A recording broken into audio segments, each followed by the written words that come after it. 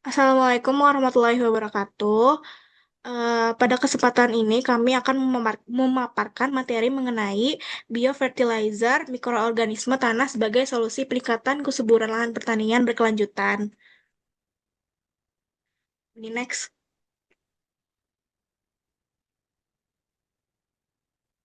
Nah, anggota kelompoknya di sini ada Mila Hanifah, Hanif Muhammad Rabani, Zahwa Alia Khalila, Arifah Asyafarida, Muhammad Vicenzo, dan yang terakhir Salwa Nabila. Oke, yang pertama adalah identifikasi masalah dari kasus yang akan kita bahas. Pertama adalah penggunaan pupuk kimia secara berlebihan, karena dapat menyebabkan ketidakseimbangan unsur hara dan penurunan kualitas tanah. Selanjutnya adalah kandungan bahan organik tanah terus menurun akibat minimnya pemanfaatan bahan organik dan limbah pertanian sebagai sumber nutrisi tanah.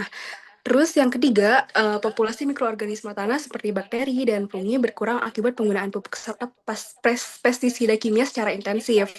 Terus keempat, menurunnya aktivitas mikroorganisme tanah mengganggu proses dekomposisi bahan organik, fungsi nitrogen, dan polutan fosfat yang penting bagi kesuburan tanah. Nah, untuk itu diperlukan solusi yang mampu meningkatkan kesuburan tanah dan produktivitas pertanian secara berkelanjutan sekaligus mengurangi ketergantungan terhadap pupuk kimia. Selanjutnya, solusi yang dapat diterapkan untuk masalah tersebut. Salah satu upaya untuk mengurangi ketergantungan terhadap pupuk kimia adalah pengembangan biofertilizer berbasis mikroorganisme tanah dengan memanfaatkan limbah pertanian seperti jerami, sekam padi, dan sisa tanaman. Biofertilizer merupakan pupuk hayati yang mengandung mikroorganisme hidup yang mampu meningkatkan ketersediaan unsur hara serta memperbaiki kesuburan tanah secara alami.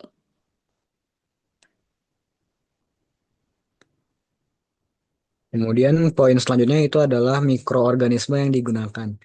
Yang pertama itu adalah fungi tanah. Karakteristiknya itu merupakan organisme eukaryotik heterotrof yang hidup sebagai saprofit atau membentuk hubungan simbiosis.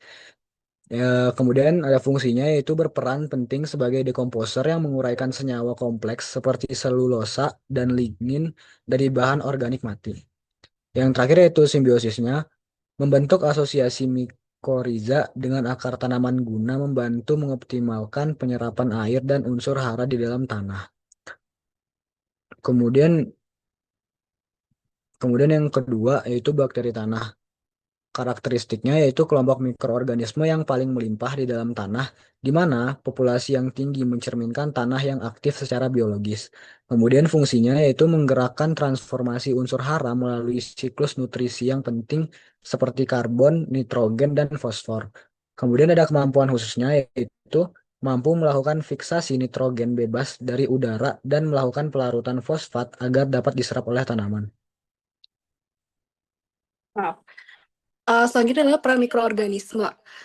Yang pertama itu membantu proses dekomposisi bahan organik, terus berperan dalam daur unsur hara, terus melakukan fiksasi nitrogen, melakukan pelarutan fosfat, membantu meningkatkan ketersediaan unsur hara bagi tanaman, terus juga membantu asosiasi mikoriza dengan akar tanaman sehingga membantu penyerapan air dan unsur hara. Terus juga berperan dalam berbagai proses biokimia yang mendukung ketersediaan unsur hara. Juga menjaga keseimbangan biologis tanah dan mendukung pertumbuhan tanaman secara optimal.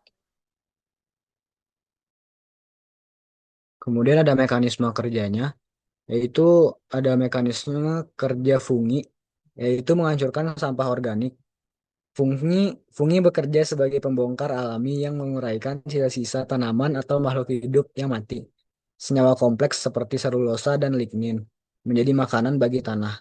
Yang kedua itu memperluas jangkauan akar. Fungi bersatu dengan akar tanaman membentuk mikoriza untuk menjadi perpanjangan tangan akar, sehingga tanaman bisa menyerap hara dan air dari tempat yang jauh di dalam tanah. Kemudian ada mekanisme kerja bakteri. Yang pertama yaitu mengolah siklus nutrisi. Bakteri terus bergerak memproses zat-zat penting seperti karbon, nitrogen, dan fosfor agar selalu siap digunakan oleh ekosistem tanah. Yang kedua yaitu menangkap nutrisi udara.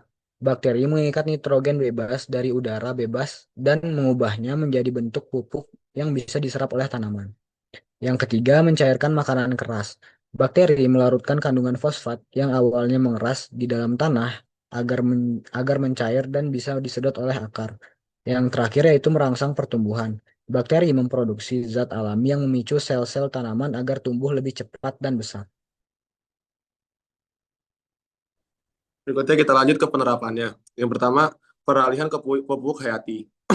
Untuk mengurangi ketergantungan kimia dan mengurangi pemakaian pupuk kimia secara bertahap agar ekosistem dan lingkungan pertanian kembali seimbang serta berkelanjutan. Kemudian, mengembalikan fungsi alami lahan.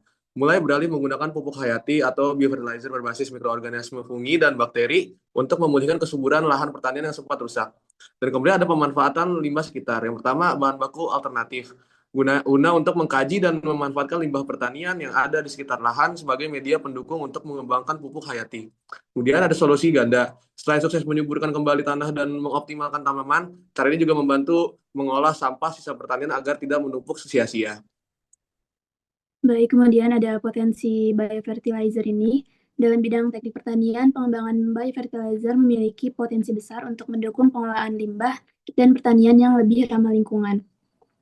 Pengembangan biofertilizer ini berbasis mikroorganisme tanah dari limbah pertanian yang memiliki potensi inovasi yang menjanjikan karena mampu mengatasi dua permasalahan sekaligus, yaitu pengolahan limbah pertanian dan juga penurunan kesuburan tanah akibat penggunaan pupuk kimia berlebihan.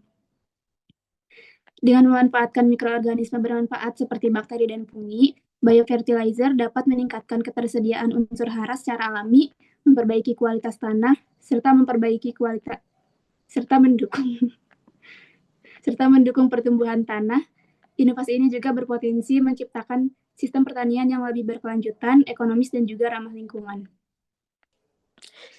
Yang terakhir kesimpulan, untuk masalahnya penggunaan pupuk kimia secara berlebihan menyebabkan penurunan bahan organik tanah, berkurangnya populasi mikroorganisme tanah, dan menurunnya kesuburan tanah.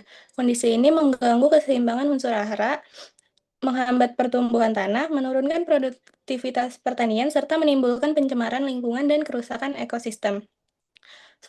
Solusi untuk masalah tersebut adalah dengan penggunaan biofertilizer berbasis mikroorganisme tanah dari limbah pertanian seperti jerami dan sekam padi. Biofertilizer yang mengandung bakteri Rhizobium, Azotobacter, Bacillus, dan fungi mycorrhiza mampu meningkatkan ketersediaan unsur hara, memperbaiki kualitas tanah, mengurangi penggunaan pupuk kimia, serta mendukung pertanian berkelanjutan.